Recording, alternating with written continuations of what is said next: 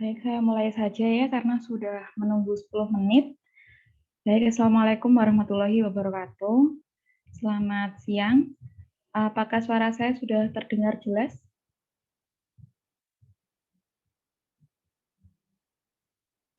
Sudah, saya bisa Baik. dengar. Oh ya. Baik, terima kasih. Hari ini adalah pertemuan kita pertama untuk belajar tentang basic imunologi ya. Sebelumnya perkenalkan, nama saya Lisa Safitri. Di sini kita akan belajar bersama tentang imunologi. Untuk yang pertama, ini adalah pengantar sistem imun. Nah, di sini kita harus mengenal dulu istilah-istilah yang digunakan dalam imunologi.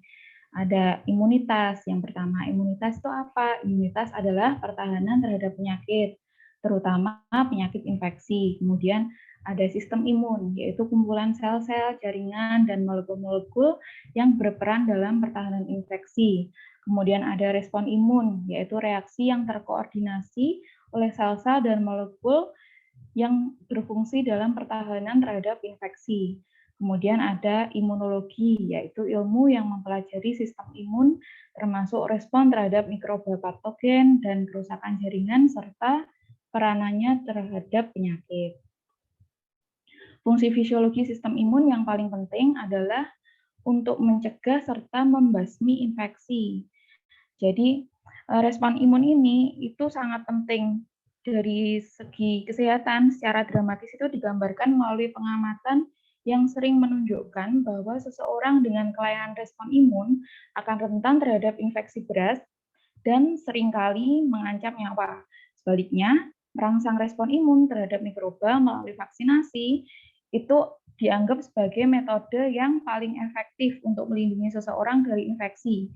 Dari ini itu metode yang dianggap paling efektif untuk mencegah infeksi itu adalah dengan vaksinasi.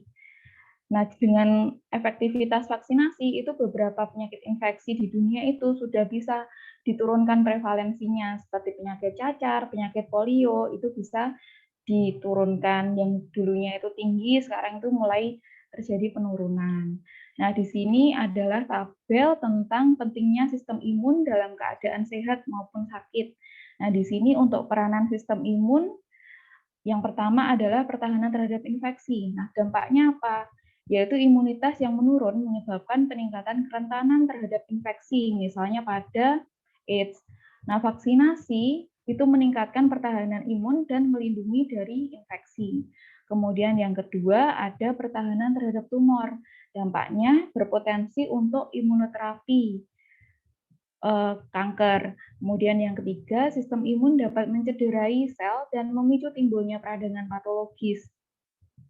Dampaknya respon imun adalah penyebab alergi, autoimun, dan penyakit peradangan lainnya. Kemudian yang keempat, sistem imun mengenali dan memberi respon pada jaringan cangkok atau jaringan yang ditransplantasikan, serta protein yang baru dipaparkan.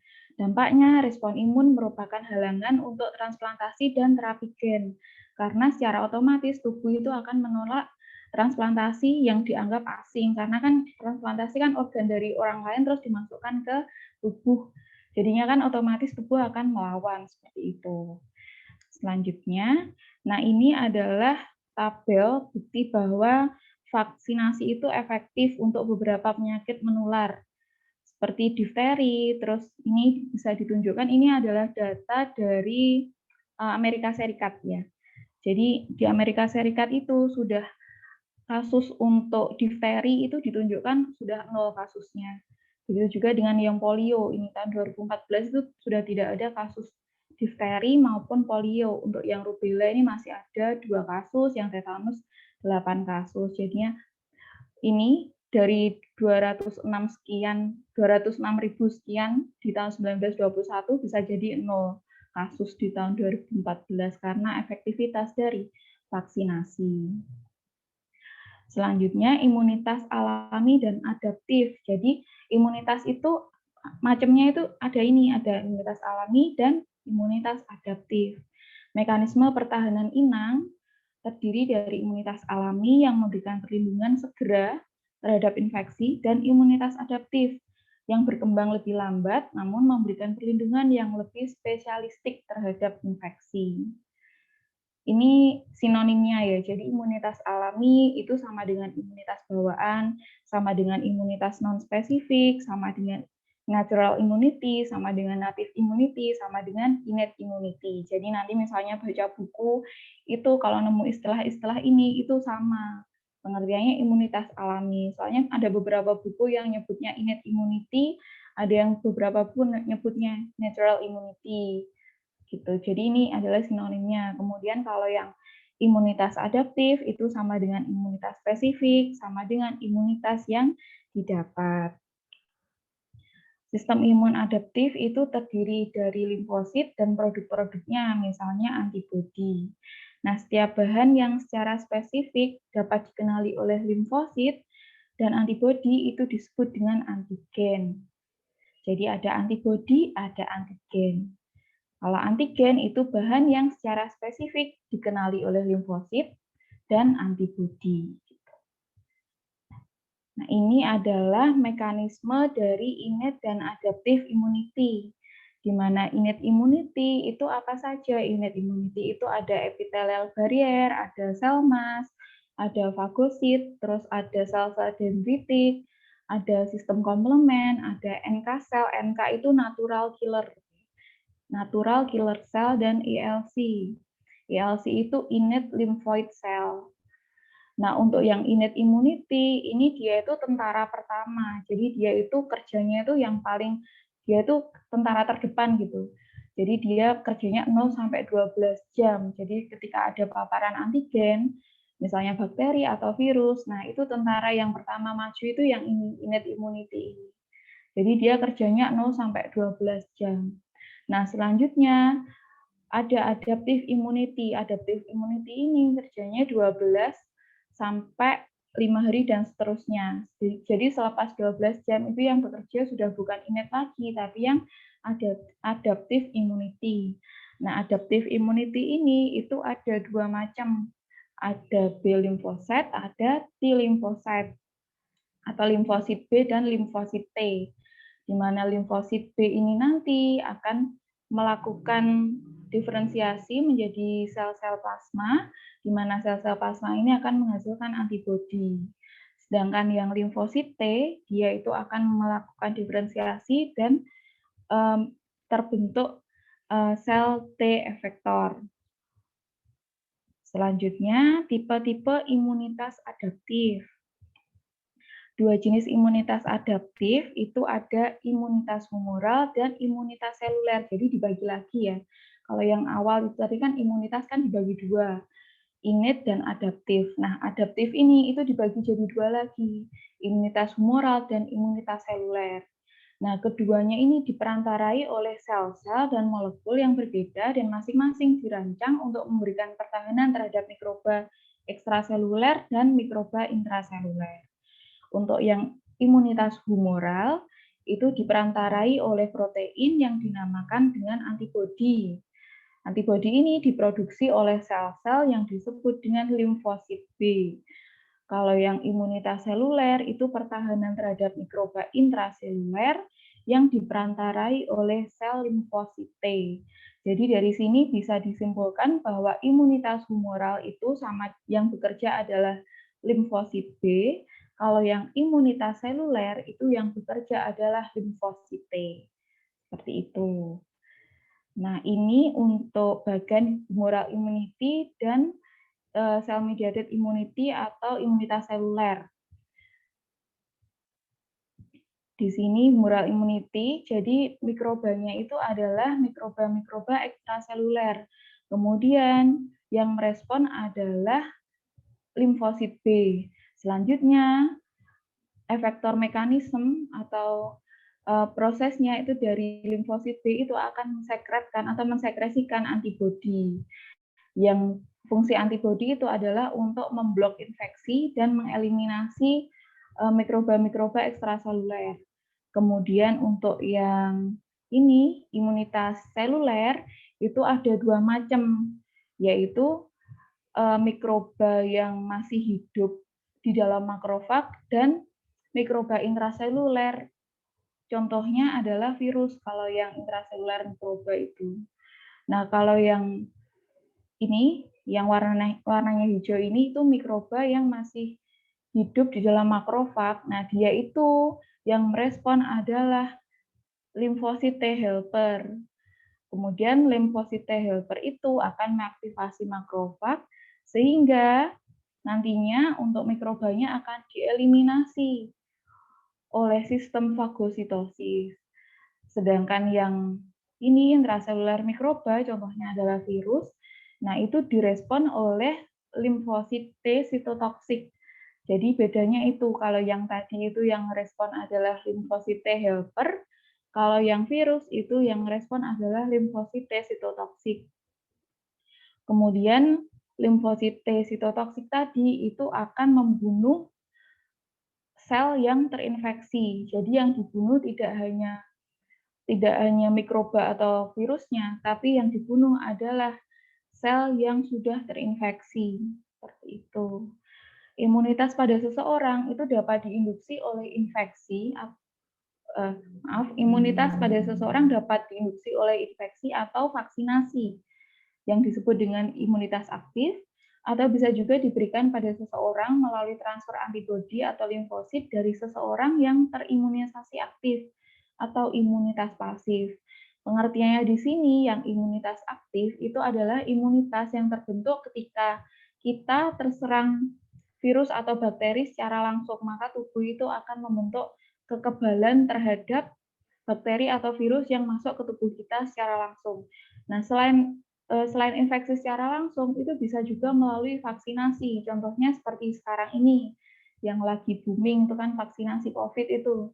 Nah, itu adalah imunitas aktif yang dibentuk dengan proses vaksinasi, yaitu dengan cara memasukkan agen infeksi yang sudah dilemahkan. Jadi bukan COVID yang masih infektif terus nanti akan menimbulkan sakit berat, itu tidak ya. Jadi yang dimasukkan itu adalah virus yang sudah dilemahkan gitu. Jadi virus yang sudah dilemahkan itu dimasukkan dalam bentuk vaksin, itu dimasukkan ke tubuh sehingga tubuh akan membentuk imunitas terhadap virus yang dimasukkan tersebut. Nah, kalau yang imunitas pasif itu adalah imunitas yang didapatkan tanpa adanya infeksi. Jadi misalnya seperti bayi itu mendapatkan imunitas pasif, yaitu dari plasenta ibunya dan dari ASI ketika dia menyusui ibunya. Itu imunitas pasif. Imunitas pasif juga contohnya seperti itu, yang kemarin-kemarin juga ini, donor plasma konvalensen. Nah, plasma konvalensen itu di dalam plasmanya itu sudah mengandung antibodi. Jadi kan kalau plasma konvalensen itu kan didapatkan dari orang-orang penyintas COVID, di mana penyintas COVID itu kan orang yang sudah pernah terinfeksi COVID-19 dan dia sembuh. Nah, ketika dia sembuh kan dalam prosesnya itu pasti tubuhnya itu kan membentuk antibodi terhadap virus tersebut. Nah, makanya itu diambil plasmanya, kemudian plasmanya itu didonorkan. Nah, ketika orang yang mendapatkan donor itu mendapatkan transfusi plasma itu, maka secara otomatis dia akan mendapatkan kekebalan terhadap virus tersebut. Nah, itulah contoh dari imunitas pasif. Jadi dia nggak perlu sakit dulu, tapi dia sudah langsung dapat kekebalan melalui imunitas pasif tersebut. Selanjutnya, nah ini adalah sifat respon imun adaptif. Jadi ini adalah sifat-sifat dari respon imun adaptif. Ada 1, 2, 3, 4, 5, 6, 7 sifat ya. Jadi yang pertama adalah spesifitas. Kemaknaannya secara fungsional untuk spesifitas itu adalah memastikan bahwa antigen yang berbeda itu menimbulkan respon yang spesifik. Kemudian sifat yang kedua yaitu keanekaragaman, di mana kemaknaan secara fungsionalnya keanekaragaman ini memungkinkan sistem imun untuk memberikan respon terhadap berbagai macam antigen. Kemudian yang ketiga adalah memori. Untuk kemaknaan fungsionalnya, dia menyebabkan peningkatan respon pada paparan ulangan dengan antigen yang sama. Terus yang keempat ada ekspansi klonal. Dia meningkatkan jumlah limfosit spesifik antigen yang berasal dari limfosit naif yang jumlahnya sedikit. Kemudian yang keempat ada spesialisasi. Untuk kemakanan fungsionalnya, dia menimbulkan respon yang optimal untuk pertahanan terhadap berbagai jenis mikroba. Kemudian ada kontraksi dan homeostasis. Dia memungkinkan sistem imun untuk memberikan respon terhadap antigen yang baru ditemui. Lalu yang terakhir ada tidak bereaksi terhadap diri sendiri atau non-reactive to self. Ini kemaknaan secara fungsionalnya, dia mencegah cedera pada inang selama berlangsungnya respon terhadap antigen asing. Nah, sifat-sifat dari respon imun adaptif itu tadi. Nah, ini yang pertama adalah spesifitas dan keragaman. Nah, sistem imun adaptif itu mampu membedakan jutaan antigen yang berperan atau porsi antigen. Spesifitas sendiri pengertiannya adalah kemampuan untuk mengenali berbagai macam antigen yang berbeda. Hal ini menunjukkan bahwa total kumpulan spesifitas limfosit yang kadang-kadang disebut limfosit repertoar itu sangat beragam. Nah, untuk keanekaragaman ini itu mengarah pada yang namanya clonal selection atau seleksi klonal, di mana di sini itu ada prekursor limfosit. Ini yang paling atas ini, limfosit prekursor.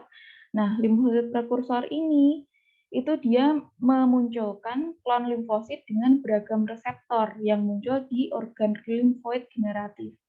Jadi limfoid prekursor itu memunculkan ini, berbagai macam klon limfosit yang memiliki reseptor yang berbeda-beda. Reseptor itu yang bentuknya ini, yang ada di membrannya ini kan tiga ini kan beda-beda kan bentuknya. Nah, yang dia itu munculnya itu di organ limfoid generatif. Organ limfoid generatif itu adalah timus dan sumsum tulang. Nah, selanjutnya klon limfosit yang mature atau yang sudah dewasa, dia itu spesifik untuk berbagai antigen. Nah, dia itu spesifik dengan ini. Contohnya di sini ada antigen X dan antigen Y. Nah, antigen X itu dia akan berikatan dengan reseptor yang cocok sama dia. Jadi kalau antigen X itu kalau di gambar ini cocoknya sama yang ini, sama yang ungu ini. Nah, kalau yang Y itu cocoknya sama yang hijau ini. Kenapa nggak cocok sama yang ini? Karena bentuk reseptornya nggak sama. Jadi ya kayak jodoh-jodohan gitu. Kayak enzim itu teori lock and key itu. Jadi sama antigen dan limfosit ini seperti itu juga. Jadi antigen X akan berikatan dengan reseptor yang bentuknya sama dengan dia. Antigen Y juga seperti itu. Nah, ketika dia sudah bertemu dengan antigen, maka dia barulah teraktivasi limfositnya itu tadi. Nah, setelah dia teraktivasi, maka dia akan menghasilkan antibodi, ini anti-X antibody. Jadi dia akan menghasilkan antibodi anti-X. Kalau yang ini juga menghasilkan antibodi anti-Y. Jadi kalau dari gambar ini bisa ditarik kesimpulan bahwa antibodi itu tidak akan terbentuk sebelum dia teraktivasi oleh antigen gitu. Jadi harus ada antigen dulu, baru dia teraktivasi, kemudian dia bisa menghasilkan antibodi. Selanjutnya, untuk yang sifat kedua, memori. Tadi kan yang pertama keanekaragaman dan spesifik ya, spesifitas. Nah, ini selanjutnya memori. Ini sistem imun adaptif itu memberikan respon yang lebih besar dan lebih efektif pada paparan ulang dari antigen yang sama. Sifat ini menunjukkan bahwa sistem imun itu memiliki ingatan akan paparan antigen yang sebelumnya. Oleh karena itu, sifat imunitas adaptif ini disebut dengan memori imunologi. Respon imun primer itu diawali dengan limfosit yang dinamakan limfosit naif yang bertemu dengan antigen untuk pertama kalinya. Jadi limfosit naif di sini pengertiannya adalah limfosit yang belum pernah bertemu dengan antigen sama sekali. Jadi dia tuh masih polos. Limfosit naif itu limfosit yang masih polos. Nah, ketika dia bertemu dengan antigen untuk pertama kalinya, itu terjadilah respon imun primer namanya. Nah, respon imun primer itu seperti ini kurvanya. Jadi dia itu akan muncul sekitar 1 sampai 3 minggu setelah terjadinya infeksi. Nah, di sini ada gambar ini sel B naif ya. Jadi ini sel B yang masih polos. Kemudian dia terpapar oleh antigen X. Nah, di sini dia muncul respon primer anti-X, di mana respon primer anti-X ini dia menghasilkan antibodi anti-X dan memori B sel. Jadi selain dia menghasilkan antibodi, sel B itu juga mememori. Jadi setelah kenalan itu diingat, oh ini ya si antigen X itu gitu. Jadi nggak kenalan habis itu lupa, itu enggak, dia tuh kayak gitu. Jadi punya memori dia tuh, walaupun sel tuh sudah pinter sel B ini. Jadi setelah dia kenalan, ingat, oh ini antigen X. Nah, kemudian ketika ada paparan kedua di sini, ini ada paparan keduanya ini malah ada dua macam, ada antigen X sama antigen Y. Nah, kalau yang antigen X karena dia yang sebelumnya itu sudah pernah kenalan, jadinya sel B tadi sudah merespon. Nah, responnya itu lebih cepat. Dia itu hanya 2-7 hari setelah terjadi infeksi yang kedua. Jadi lebih cepat. Kalau yang awal tadi kan kenalannya lama ya. Responnya 1-3 minggu. Kalau yang kedua ini lebih cepat, 2-7 hari itu sudah ada respon. Jadi ini terbentuk antibodi lagi gitu. Kalau yang Y itu masih, kalau yang ini antigen Y itu masih primer. Responnya itu masih primer karena masih baru kenalan yang pertama. Jadi seperti itu. Dia ada fungsi memori juga pada limfosit ini. Gitu. Selanjutnya, sifat-sifat lain dari imunitas adaptif. Respon imun itu bersifat terspesialisasi dan respon yang berbeda dirancang untuk melawan mikroba dari kelas yang berbeda. Semua respon imun bersifat membatasi diri atau self-limited. Jadi dia akan bekerja ketika dia dibutuhkan, ketika dia ada antigen yang masuk ke dalam tubuh. Kalau enggak ya enggak. Jadi dia sudah terorganisir dengan baik sekali. Jadi respon imun bekerjanya ya ketika ada antigen, kalau enggak ya sudah istirahat, jangan ngapa-ngapain. Terus yang ketiga, sistem imun mampu bereaksi terhadap sejumlah besar dan berbagai macam mikroba dan antigen asing lainnya. Kemudian yang keempat, sistem imun itu mampu untuk bertoleransi terhadap molekul, sel, dan jaringan sendiri yang memiliki potensi antigenik yang disebut dengan toleransi imunologi. Ini adalah macam-macam sel utama dari sistem imun. Nah, ini jenis selnya ada limfosit, ada antigen presenting cell, ada sel-sel efektor. Untuk yang sel limfosit itu ada limfosit B dan limfosit T. Kemudian untuk fungsinya, kalau yang ini fungsi utamanya itu pengenalan antigen spesifik. Untuk yang limfosit B itu dia fungsinya sebagai mediator imunitas humoral. Kalau yang limfosit T itu sebagai mediator imunitas seluler. Selain limfosit, ini yang kedua ada antigen presenting cell atau biasanya disingkat dengan APC atau APC. Nah, contohnya itu apa saja yang termasuk APC? Itu ada dendritic cell, ada makrofag, ada B cell, ada follicular dendritic cell atau FDC. Nah, dendritic cell ini enggak sama dengan sel dendrit ya. Jadi sel dendritik kalau yang di sistem imun itu namanya adalah sel dendritik. Kalau sel dendrit itu adanya di sistem saraf di neuron, itu enggak sama. Kalau ini dendritic cell. Nah, untuk fungsinya, dia fungsinya secara umum ya, yaitu penangkapan antigen untuk disajikan kepada limfosit. Untuk yang fungsinya sel dendritik, itu fungsinya untuk inisiasi respon ke sel T. Kalau yang makrofag, itu fase efektor imunitas seluler. Kemudian yang sel dendritik folikuler, itu dia menyajikan antigen kepada limfosit B pada imunitas humoral. Lalu yang ketiga ini adalah sel-sel efektor. Yang termasuk sel efektor adalah limfosit T, terus makrofag, ada juga granulosit. Fungsinya dari sel efektor adalah untuk mengeliminasi antigen. Fungsi dari limfosit T, jadi limfosit T selain dia itu fungsinya sebagai mediator imunitas seluler, dia juga fungsinya untuk aktivasi fagosit untuk membunuh sel yang terinfeksi. Kemudian makrofag, ini makrofag fungsinya untuk fagositosis dan membunuh mikroba. Kalau granulosit itu fungsinya untuk membunuh mikroba. Kemudian ada sel-sel dalam sistem imun.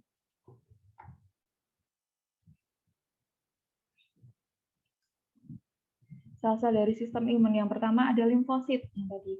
Limfosit adalah satu-satunya sel yang memproduksi reseptor spesifik untuk antigen yang sangat beragam yang terdistribusi secara klonal. Limfosit ini merupakan mediator kunci imunitas adaptif.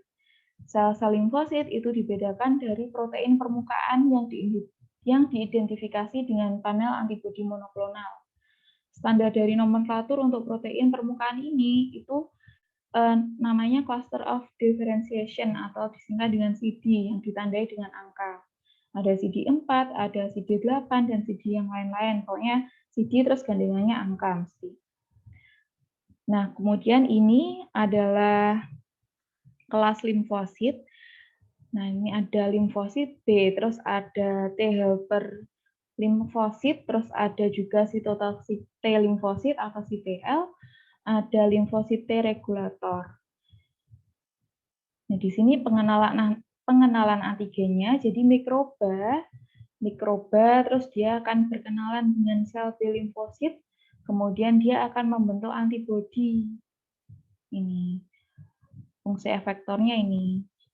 Dia membentuk antibodi, fungsinya untuk menetralisasi mikroba, fagositosis, aktivasi komplement.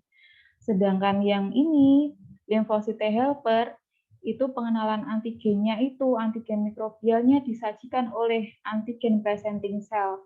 Jadi untuk yang sel T atau limfosit T, itu dia itu tidak bisa langsung mengenali mikroba, itu tidak bisa. Jadi dia bisanya kenal ketika dia dikenalkan oleh antigen presenting cell atau APC tadi.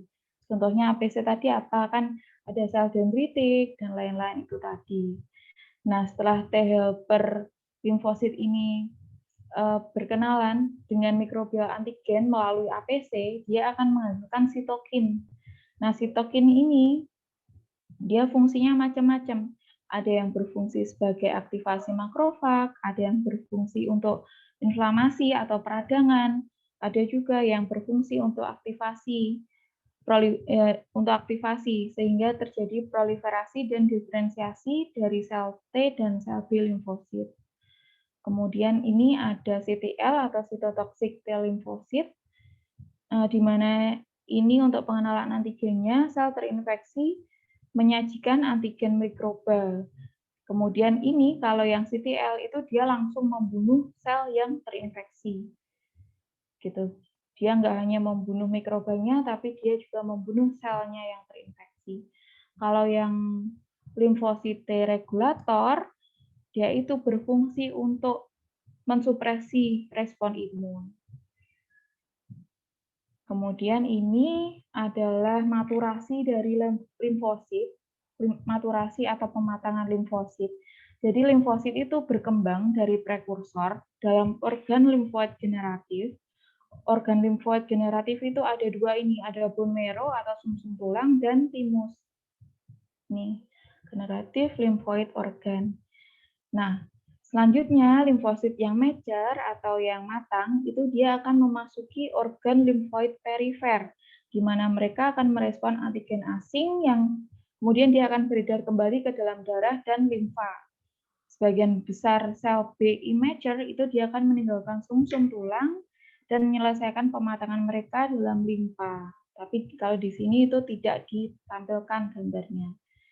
Jadi di sini dia akan masuk ke perifer. Kalau yang organ-organ limfoid perifer itu ada ini, ada kelenjar limfe, ada spleen atau limfa, kemudian ada jaringan limfoid, mukosa, dan kulit.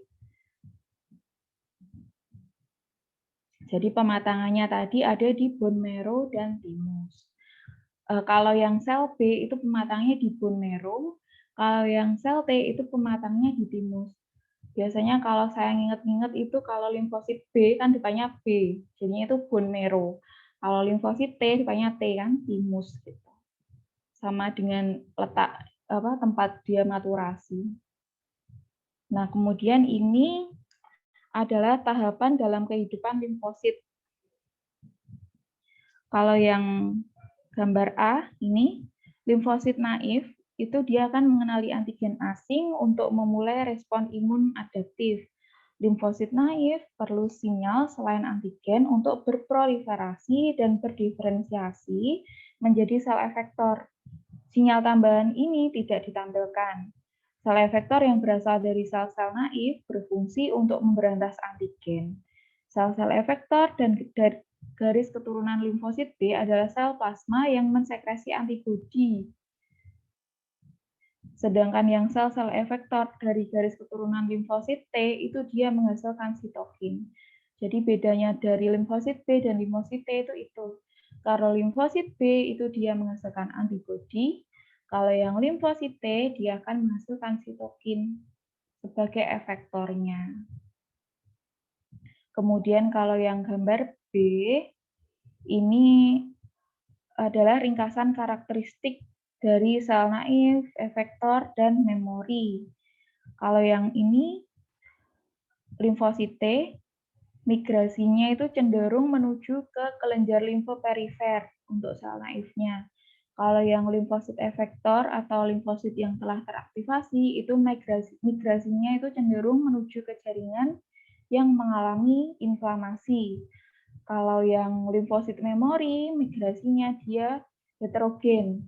Jadi satu kelompok menuju kelenjar limfe, kelompok lainnya ke mukosa, atau ke jaringan yang mengalami peradangan. Kemudian kalau yang limfosit T naif, untuk frekuensi sel yang responsif terhadap antigennya itu sangat rendah. Sedangkan yang sudah teraktivasi atau limfosit efektor itu frekuensi sel yang responsif terhadap antigennya itu tinggi. Kalau yang memori itu rendah. Kemudian yang ini untuk limfosit T naif itu fungsi efektornya tidak ada. Kemudian kalau yang teraktivasi atau yang limfosit efektor itu fungsi efektornya sebagai sekresi sitokin. Selain itu juga aktivitas sitotoksit. Kemudian kalau yang memori limfosit itu efektor fungsinya tidak ada. Itu untuk yang limfosit T. Kalau yang limfosit B itu sel B limfosit B naif itu isotip imunoglobulin membrannya itu IgM dan IgD. Kalau yang limfosit efektor atau limfosit B yang telah teraktivasi, itu isotop imunoglobulin membrannya seringkali IgG, IgA, dan IgE. Kalau yang memori, sel B limfosit memori, itu dia seringkali isotip imunoglobulin membrannya adalah IgG, IgA, dan IgE. Selanjutnya ada afinitas imunoglobulin yang dihasilkan. Kalau yang sel B limfosit yang naif itu dia relatif rendah untuk afinitasnya. Kalau yang ini B limfosit yang telah teraktivasi atau yang berfungsi sebagai efektor itu dia akan meningkat selama terjadinya respon imun. Kalau yang limfosit B memori dia relatif rendah untuk afinitas imunoglobulinnya.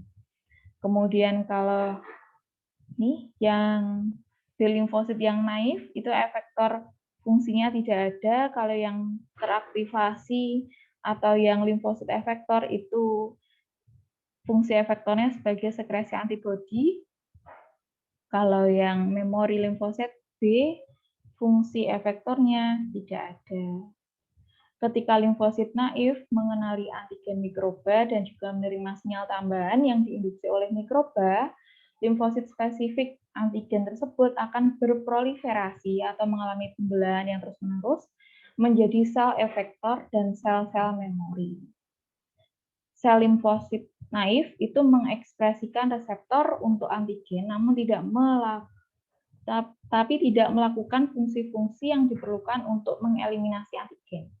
Sel-sel ini berada di dalam dan bersirkulasi di antara organ-organ limfoid dan bertahan selama beberapa minggu atau bahkan berbulan-bulan, menunggu untuk menemukan atau merespon antigen yang ada. Bila tidak teraktivasi oleh antigen, limfosit naif akan mati melalui proses apoptosis dan digantikan oleh sel-sel baru yang berasal dari organ-organ limfoid generatif. Jadi limfosit naif itu seperti itu. Dia ada dua kemungkinan. Kemungkinan yang pertama dia akan mengalami aktivasi karena dia bertemu dengan antigen, atau kemungkinan yang kedua dia akan tidak teraktivasi oleh antigen sehingga dia akan mengalami apoptosis gitu. Jadi ada dua kemungkinan. Kemudian untuk yang limfosit efektor itu adalah hasil diferensiasi progeni atau keturunan sel-sel naif yang memiliki kemampuan untuk memproduksi molekul-molekul yang berfungsi sebagai yang berfungsi untuk mengeliminasi antigen. Sel-sel efektor dalam garis keturunan limfosit B adalah sel-sel yang mensekresi antibodi, yang namanya adalah sel plasma. Kemudian sel efektor, kalau yang sel B tadi sel efektornya namanya sel plasma. Kalau yang sel T itu ada dua macam. Ada sel TCD4 efektor, ada sel TCD8 plus efektor. Kalau yang sel TCD4 plus efektor itu disebut juga sel T helper. Dia fungsinya untuk memproduksi protein yang disebut dengan sitokin. Kalau yang sel TCD8 plus efektor atau CTL itu dia memiliki perlengkapan untuk membunuh sel-sel inang yang terinfeksi. Mohon maaf ini ada suara yang mengganggu ya, karena di rumah sebelah ada yang sedang membangun. Apakah suara saya terdengar jelas, Mas Yan? Dengar jelas. Ya, baik. Saya lanjutkan. Nah, di sini adalah diagram di mana di sini menunjukkan perubahan proporsi dari sel T naif dan memori seiring dengan bertambahnya usia.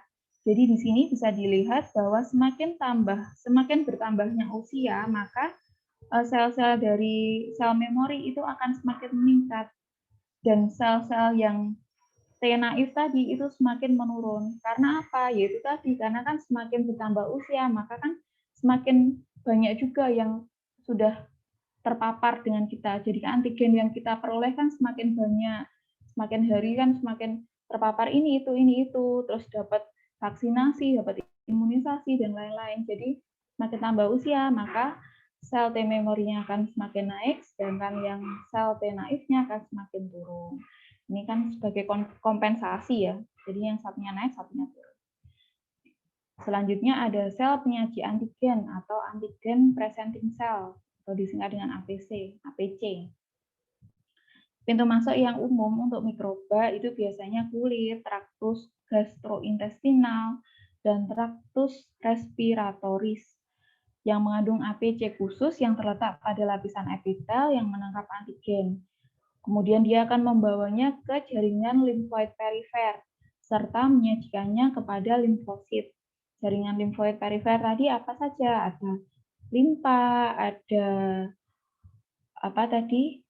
Sistem limfe, kelenjar limfe. Kemudian fungsi penangkapan dan presentasi antigen ini paling baik dapat dipelajari dari salah satu jenis sel, yaitu sel dendritik karena dia mempunyai prosesus membran yang panjang. Nah, ini adalah gambaran distribusi limfosit dalam organ-organ limfoid dan jaringan lain.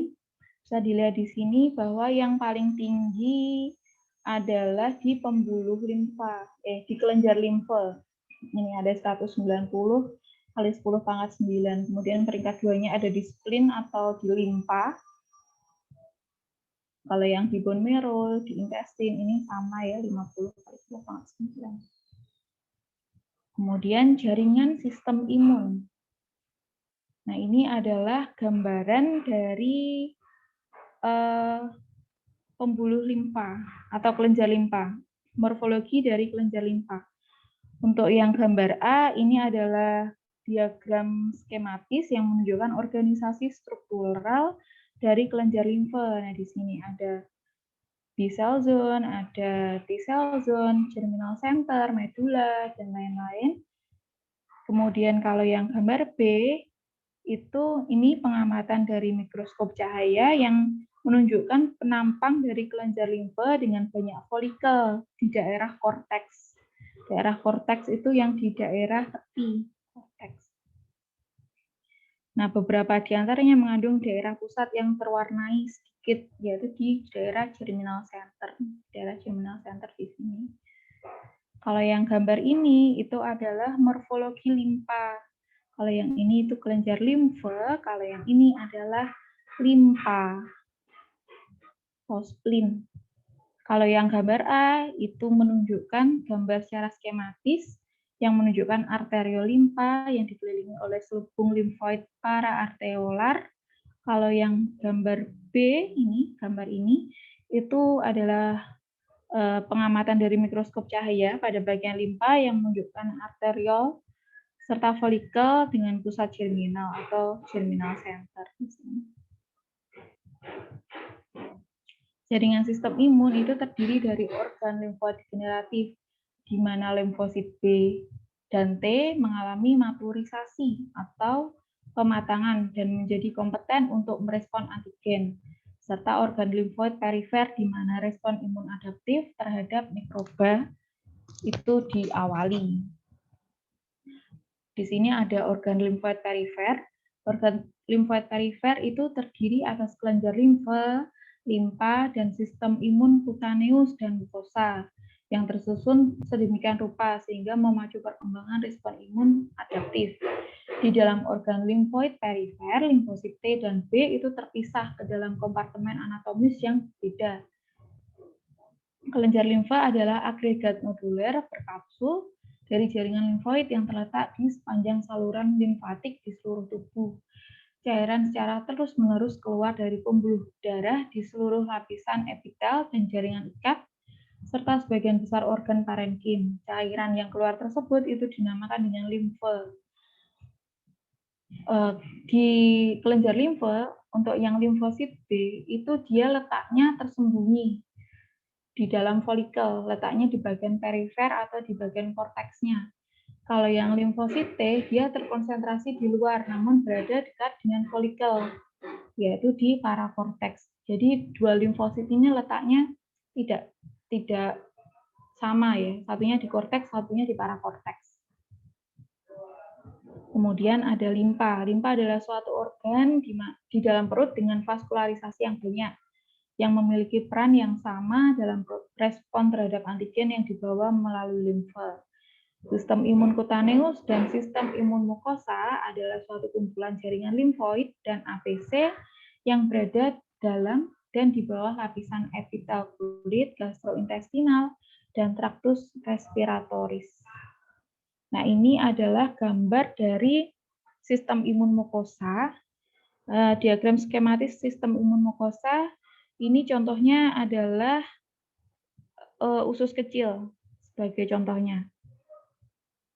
Nah, ini banyak bakteri, ceritanya ini. Banyak bakteri yang ada di dalam lumen. Nah, epitelnya itu yang ini, yang berliku-liku ini. Epitel itu akan mensekresi mukus yang memberikan penghalang alami terhadap infeksi dari mikroba. Nih, dia menghasilkan mukus ini ya, mukus. Di sini untuk melindungi diri dari paparan mikroba yang ada di lumen ini. Ini mikroba ini yang punya fagel-fagel ini. Nah, sel epitel khusus, ini epitelnya. Sel epitel khusus, misalnya sel-sel M, ini sel M, membantu transportasi antigen dari lumen ke dalam jaringan di bawahnya. Sel-sel di lamina propria, yaitu sel-sel dendritik, terus ada sel limfosit T, ada makrofag, itu dia akan memberikan pertahanan secara alami, secara innate maupun adaptif terhadap invasi mikroba. Beberapa sel-sel ini akan disusun dalam struktur khusus,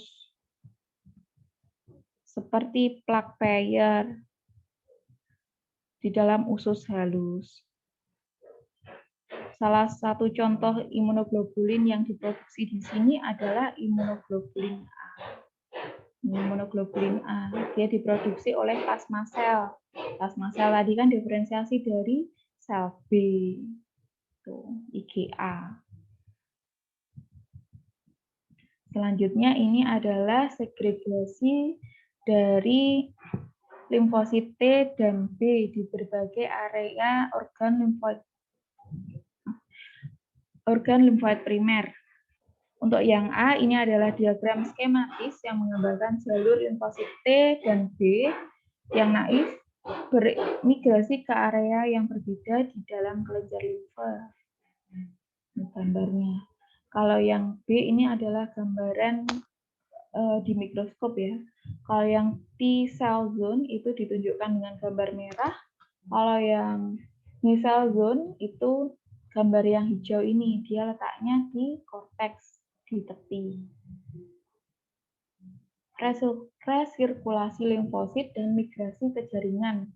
Limfosit naif itu selalu mengalami resirkulasi antara darah dan organ-organ limfoid perifer, di mana mereka dapat diaktifasi oleh antigen untuk menjadi sel-sel efektor, dan limfosit efektor tersebut bermigrasi dari jaringan limfoid ke tempat di mana mikroba akan dimusnahkan. Nah, ini adalah gambaran dari migrasi limfosit T, di mana limfosit T naif itu dia akan bermigrasi dari darah melalui Hague Endothelial Venue atau HEV ini, HEV ke zona sel T dalam kelenjar limfa, di mana sel-sel tersebut akan diaktifkan oleh antigen. Sel T yang telah teraktivasi lalu keluar dari kelenjar limfa, memasuki aliran darah dan bermigrasi secara sengaja ke jaringan perifer di tempat infeksi dan inflamasi. Molekul-molekul adesi yang terlibat dalam perlekatan sel T ke sel endotel itu akan dijelaskan di bab lebih lanjut ya. Ini kan masih pengenalan dulu. Nah, untuk kesimpulannya dari pengantar sistem imun ini, yang pertama, fungsi fisiologi sistem imun adalah untuk melindungi individu. Bentar, maaf.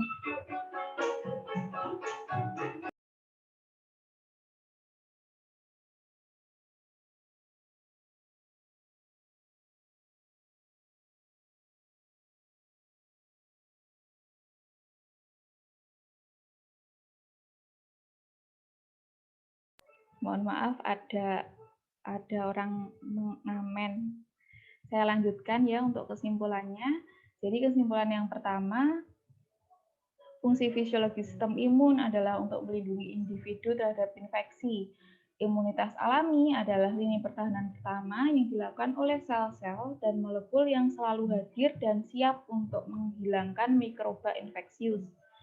Sedangkan imunitas adaptif itu dilakukan oleh limfosit yang dirangsang oleh antigen mikroba, membutuhkan ekspansi klonal dan diferensiasi limfosit sebelum menjadi efektif, serta mampu merespon lebih efektif terhadap paparan ulangan mikroba. Selanjutnya, limfosit adalah sel imunitas adaptif dan merupakan satu-satunya sel dengan reseptor yang terdistribusi secara klonal dengan spesifitas tinggi terhadap berbagai macam antigen. Imunitas adaptif terdiri dari imunitas humoral, di mana antibodi menetralisir dan membasmi mikroba ekstraseluler dan toksin, dan imunitas seluler, di mana limfosit T membasmi mikroba yang intraseluler. Kemudian respon imun adaptif terdiri dari beberapa fase yang berurutan.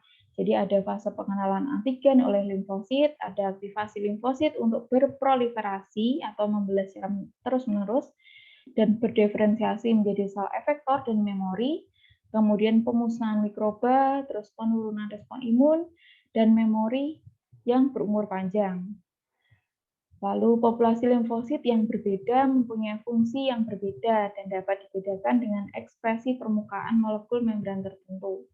Limfosit B adalah satu-satunya sel yang memproduksi antibodi. Limfosit B mengekspresikan antibodi membran yang mampu mengenali antigen dan keturunan sel B yang telah diaktifkan, yaitu sel plasma, mensekresikan antibodi yang dapat menetralkan dan memusnahkan antigen. Limfosit T mengenali fragmen peptida antigen protein yang disajikan oleh sel lain. Limfosit T helper menghasilkan sitokin yang mengaktifkan fagosit untuk menghancurkan mikroba yang telah ditelan, merekrut leukosit, dan mengaktifkan limfosit B untuk memproduksi antibodi. Sedangkan yang limfosit T sitotoksik atau CTL itu membunuh sel yang terinfeksi yang membawa mikroba dalam sitoplasma. Di mana yang perlu diingat tadi yang limfosit T helper itu adalah sel TCD4+, kalau yang limfosit T sitotoksik itu adalah limfosit T CD8+. Sekian, terima kasih. Dari sini apakah ada yang ingin ditanyakan? Untuk pertemuan pertama kita ini, yaitu tentang pengantar sistem imun. Ini masih pengenalan dulu ya. Jadi secara umum itu sistem imun seperti itu. Nanti di pertemuan berikutnya kita akan membahas masing-masing untuk sel, untuk yang sistem imun innate itu bagaimana, sistem imun adaptif itu yang bagaimana. Apakah ada yang ingin ditanyakan? Ada Bu, saya. Ya, silahkan Bu Rizka. Nah, tadi kan yang di slide-slide pertama kalau nggak salah ada yang bahas imunitas pasif ya. Jadi itu kan contohnya yaitu plasma convalescence gitu. Ya. Nah itu kalau misalnya plasma convalescence berarti kan kita mendonorkan plasma yang sudah ada antibodinya kan ya ke si penerima donor. Nah, tubuhnya penerima donor itu tidak menganggap itu sebagai antigen. Nah, itu jadi plasma konvalesen pun itu sebenarnya dia tuh prosesnya itu sangat panjang. Jadi selain harus dicari titernya itu yang masih tinggi, itu dia juga dicari seperti kecocokannya juga. Gitu. Ya sama halnya dengan seperti itu donor darah. Donor darah itu kan juga tidak boleh sembarangan gitu. Jadi kan misalnya kan resipien dan donornya itu kan harus kompatibel, harus cocok. Nah, sama halnya dengan ini plasma konvalesen. Plasma konvalesen itu juga ada hubungannya dengan golongan darah itu. Jadi plasma konvalesen dari golongan darah apa, terus resusnya apa itu. Jadi dia juga harus dicek dulu itunya. Ya kalau misalnya kan ada golongan darah yang sudah cukup, resusnya sudah cukup, titer antibodinya sudah cukup, itu kan kita kayak masukin dia itu kan memang antibodi ya, cuman kan tubuh kita mungkin responnya itu nggak kayak antigen, nggak dia respon sebagai antigen ya Bu? Ya. Atau dia tetap mengenali sebagai antibodi juga, sel memorinya dia atau gimana? Saya agak bingung. Nah, untuk yang itu plasma konvalesen, nah karena dia itu kan plasmanya dari orang lain, walaupun di orang lain itu kan sebenarnya itu antibodi ya, tapi karena itu dimasukkan ke tubuh kita, nah otomatis kan tubuh kita pasti, loh apa ini, kan nggak kenal kan punya orang lain kan gitu. Nah itu juga direspon sebagai antigen sebenarnya, tapi untuk responnya itu tidak sama dengan dia merespon antigen dari virus. Misalnya kan plasma konvalesennya tadi kan dari penyintas COVID kan. Nah, itu responnya itu nggak sama. Jadi responnya itu lebih ringan. Sama dengan itu, lebih ringan. Jadi kalau terpapar antigen dari virus langsung itu kan langsung kolaps lah itunya. Sistem imunnya kan langsung kolaps. Kalau yang dimasukkan itu adalah plasma konvalesen, walaupun dia itu direspon sebagai antigen, tapi dia itu efeknya lebih minim. Dan nanti dia akan mulai berbaur dengan sistem imun yang ada di dalam tubuh kita, sehingga dia akan bisa memunculkan antibodi yang ada di tubuh kita, seperti itu. Jadi dia fungsinya untuk men-trigger keluarnya antibodi dong, jadi bukan sebagai transfer antibodi seperti yang dikatakan ditulis slide ini ya Bu ya? Sebenarnya transfer antibodi juga, jadi dia itu selain dia bersifat sebagai pemicu, dia juga ditambahkan antibodi itu. Begitu. Jadi jumlah titernya itu kan ketika dia berfungsi sebagai antibodi, kalau dia sudah dapat donor dari plasma konvalesen, makanya kan di dalam tubuhnya kan sudah ada antibodi, walaupun ketika dia dimasukkannya itu kan prosesnya itu dia dianggap sebagai antigen pada awalnya. Tapi karena sudah berkenalan, ini itu kan dia, oh ternyata ini antigen terhadap virus itu, seperti itu. Baik Bu, terima kasih. Iya, sama-sama. Apakah ada pertanyaan lain dari teman-teman?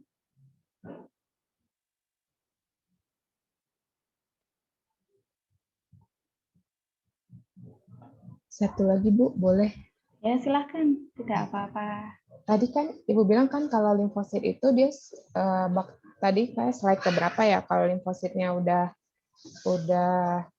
nggak bekerja dia akan mati gitu ya Bu ya?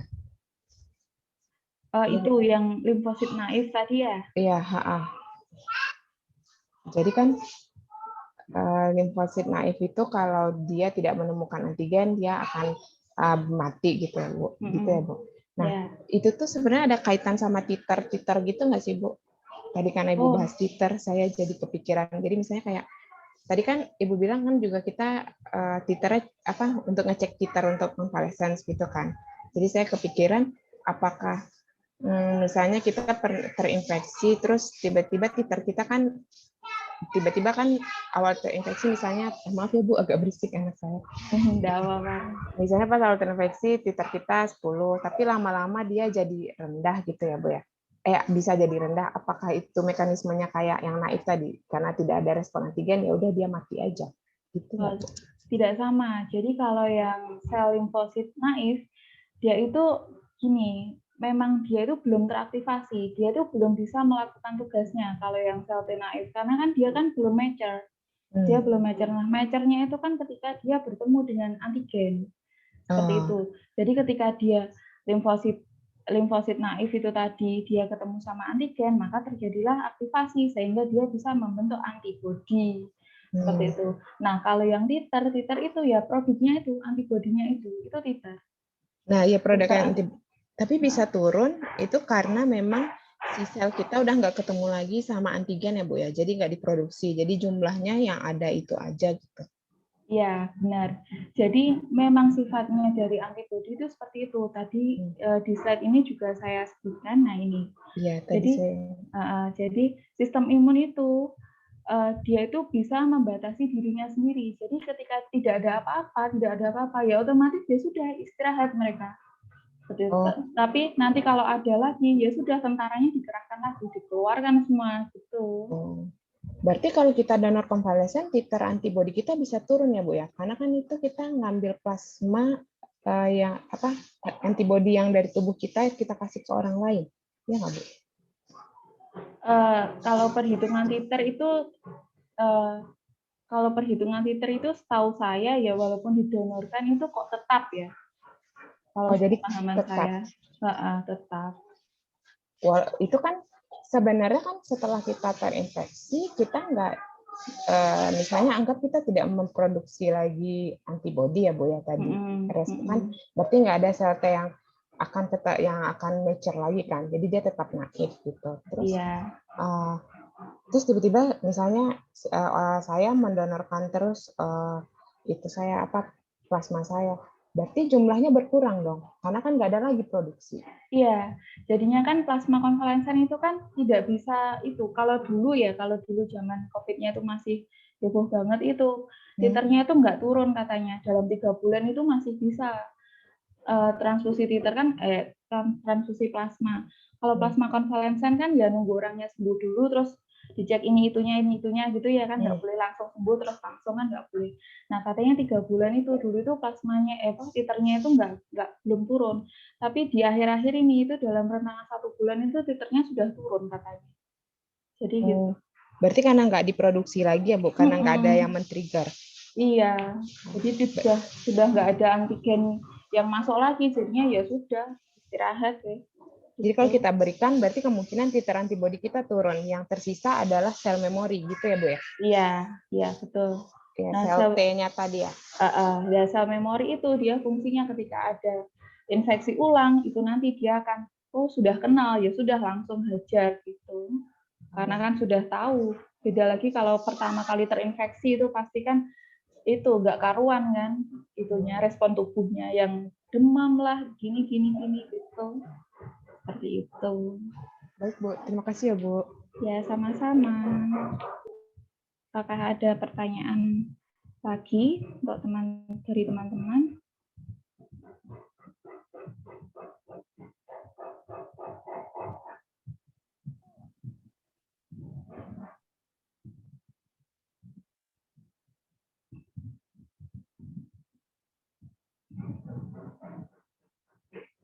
Apakah ada pertanyaan lagi? Saya sudah, Bu. Nggak ada. Ya, sama-sama, Bu Rizka.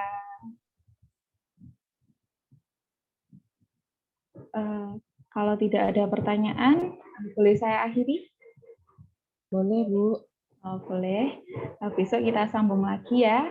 Terima kasih atas kehadirannya hari ini. Terima kasih atas partisipasinya. Jika ada kurang lebihnya, saya mohon maaf.